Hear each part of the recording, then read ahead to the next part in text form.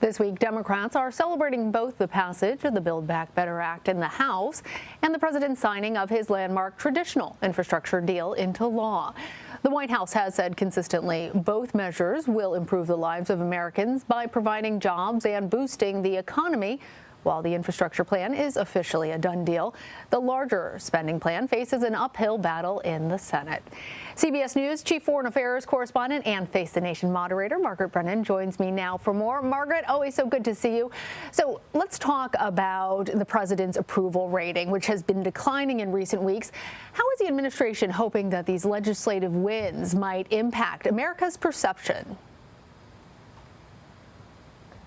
Well, they're hoping that by spending these trillions of dollars on roads and bridges and broadband improvements, something that's very popular, that it will boost the approval rating. And they're hopeful that if they can get this bigger social spending package passed through with Democrat-only support, that will add to the momentum, because it'll have really popular programs in it, such as the pre-K program that would allow for tuition-free preschool, for example. So there's hope that by spending quickly in terms of passage, that they could see an economic benefit and a political one on the back of it.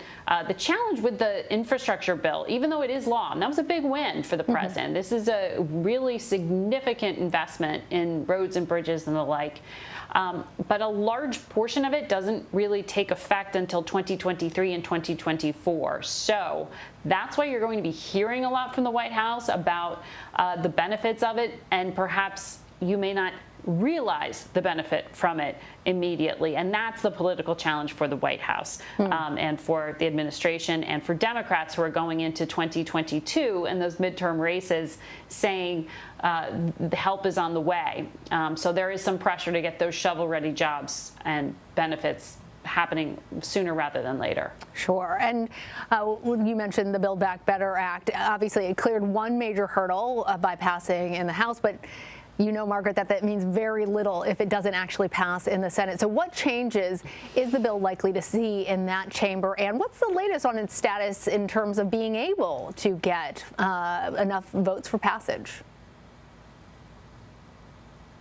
Well, that's why we're going to talk to Senator Kirsten Gillibrand from the state of New York on Sunday's program, because one of the main provisions in the bill that passed the House but is likely to be stripped out in the Senate, according to the Treasury Secretary, who I spoke to last week, is that 4 weeks of guaranteed paid family leave.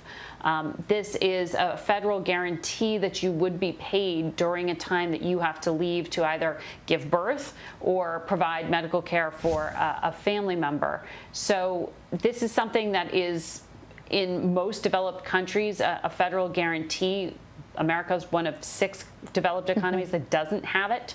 So it was a campaign promise that the president ran on, and yet it does not have 50 votes from Senate Democrats in order for it to become law. Can that change? Can that be negotiated?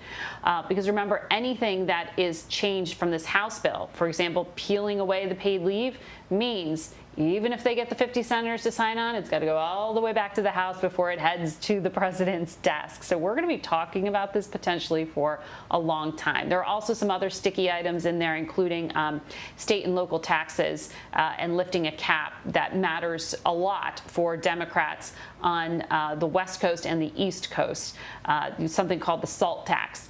You'll be hearing a fair amount about. And there are some other items in there as well. Well, Margaret, there are also concerns that the president's economic agenda could drive up inflation, which is already hitting record highs. We heard the president's take. What are the experts saying? Do they agree with the White House? It depends on who you talk with. And in terms of inflationary impacts, the White House's argument seems to be that these lower cost of living, by lowering the cost of living through tax credits and, helping essentially you subsidize your child care and the like, it would offset the cost and price increases you're already seeing in things like food and fuel.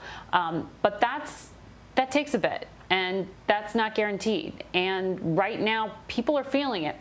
very substantially when they have to gas up their car. And that's always the challenge here, because the economic pain is being felt more immediately now. So even though there's a better economic story to be told, with the jobs recovery, you have very prominent economists like Neil Kashkari from the president of the Federal Reserve Bank out in Minneapolis, who told us last Sunday he's projecting inflation to stay elevated into 2024. It won't get back down to 2%, he believes, until 2 years from now. So, and he thinks the price spike may get even higher in the near term. So this is not going away soon, and we're going to talk to our own Anthony Salvanto, who's been polling Americans to see what they blame and who they blame and how this might affect their thinking. So what else do you have on your show? What are you most looking forward to this weekend, Margaret?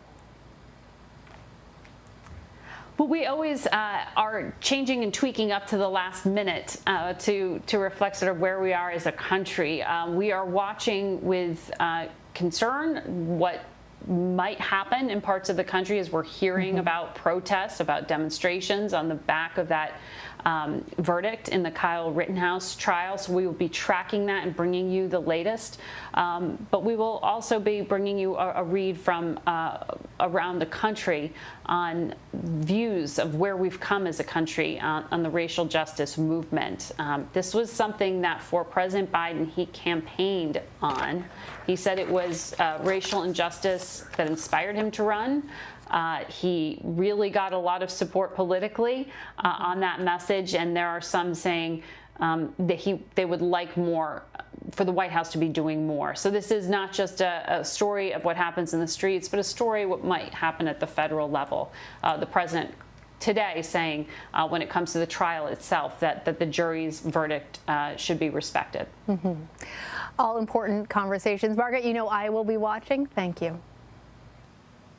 And remember, you can see Face the Nation right here on CBSN. It streams at 12 p.m. and 4 p.m. Eastern every Sunday.